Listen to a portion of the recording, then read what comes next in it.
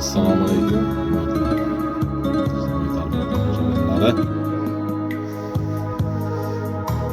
Qadimda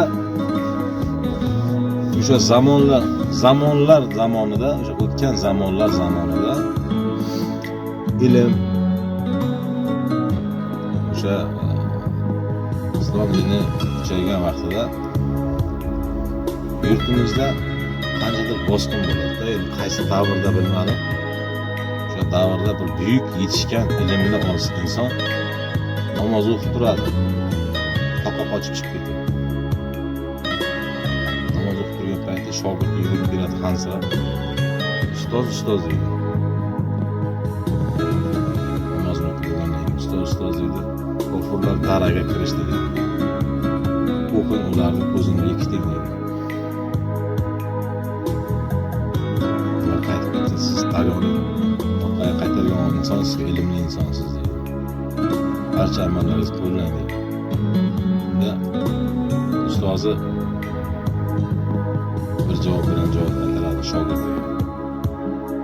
Shogird deydi. Qayerdadir biz xato qildik, qayerdadir shak keltirdik deydi. Alloh bizga yuborgan balo bu deydi.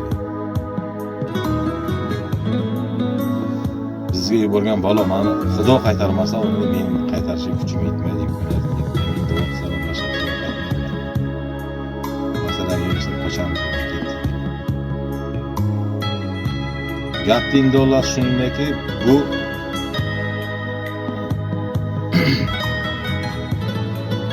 ilmni o'qib amal qilmaydiganlarga yoki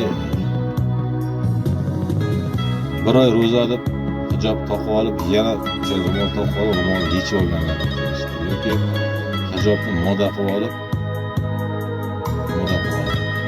ayrim mana Instagram, TikTok, YouTube'larda o'sha bilganicha shahvoniy qiliqlar qilib, yigit bilan har xil bo'lmag'ur narsalarni video syomka qilib tarmoqqa joylab borganligi.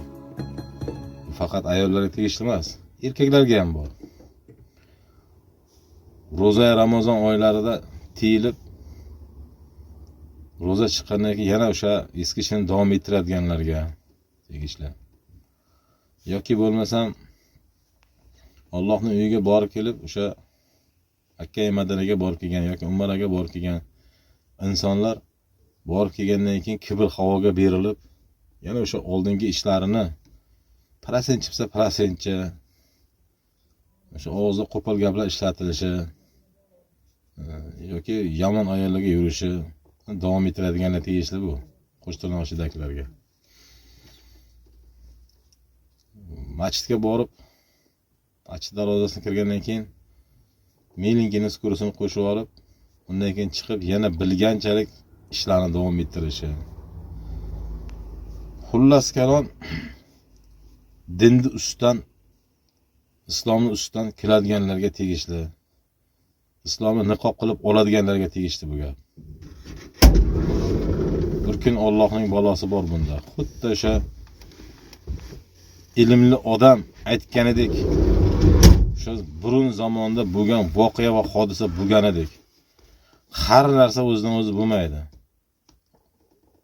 O'sha yer yuzimizda, o'sha zaminda jo'natilgan kasalliklar Alloh tomonidan jo'natiladi hammasi.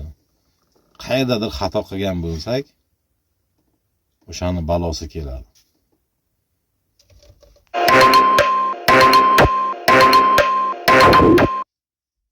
O'shani balosi keladi.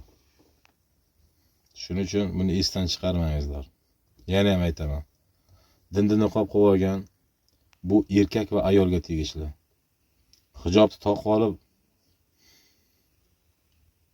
bilgan ishini qiladiganlar bu mo'min musulmonlarga tegishli emas. O'shalarni kasrlarga o'sha hijoblilar, o'sha namoz o'qiydigan e'tiqoddagi insonlarning nomi yomonga chiqib ketyapti.